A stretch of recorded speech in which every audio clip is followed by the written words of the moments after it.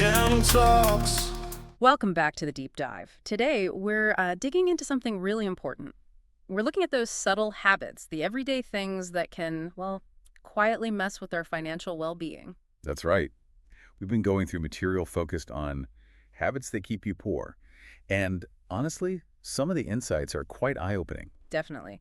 So our mission today is to pull out 5 specific behaviors the sources highlight, things most people might not even realize are detrimental. Yeah, and the goal isn't to overwhelm you, but just to offer some clarity, right? So you can maybe spot these things and sidestep them. Exactly. So let's jump right in. Habit number 1, the sources flag, is living beyond your means. Now that sounds, well, pretty straightforward. It does. It sounds obvious. But, the sources really emphasize how tricky it can be. It's not always about, buying a yacht you can't afford. Right.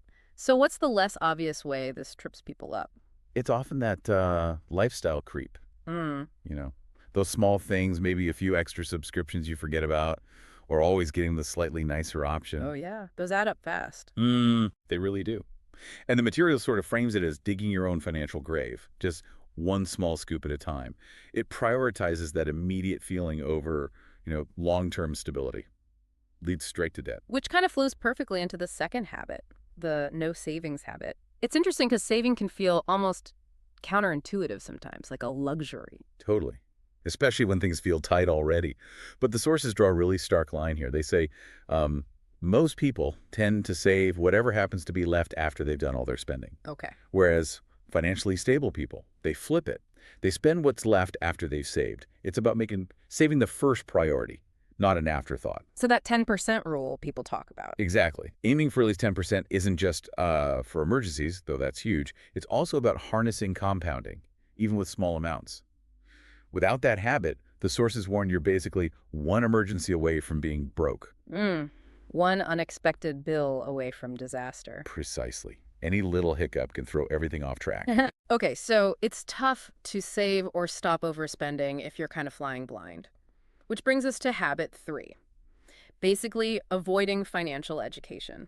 How can you make your money work for you if you don't, understand it? It's such a fundamental point the sources make. They Yeah. literally say not reading, not engaging with finance content, ignoring the basics of investing. It's like a perfect formula for staying poor. Wow, okay. Strong words. Yeah, because without that basic knowledge, you're not just missing chances to grow your money, you're also way more likely to make mistakes, right? Like getting caught in high-fee products or just not taking advantage of simple things like tax benefits. Knowledge is power, quite literally here. Absolutely. Now, this fourth one, blaming others and playing victim, this feels deeper than just spreadsheets and budgets. It's mindset.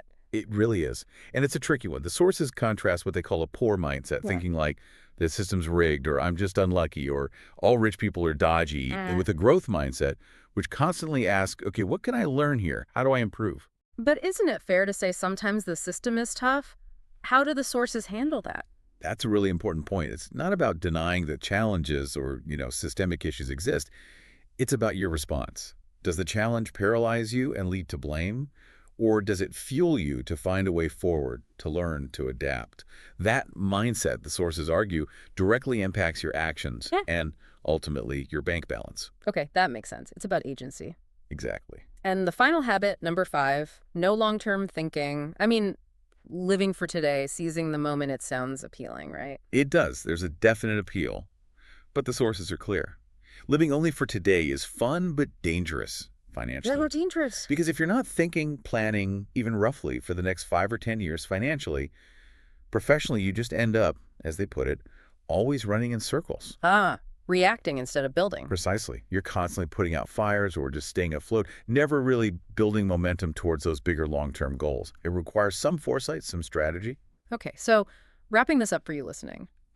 These 5 habits living beyond your means, especially the subtle kind, not prioritizing saving, avoiding financial learning, getting stuck in blame, and only focusing on the short term, the sources suggest these are real roadblocks. Definitely. And just recognizing them like we've talked about, that's a huge first step. For sure. So maybe, as a final thought to leave you with, if avoiding these habits is one piece of the puzzle, what's the single most crucial mindset shift you need to make? What does it take to truly break free and actively start building the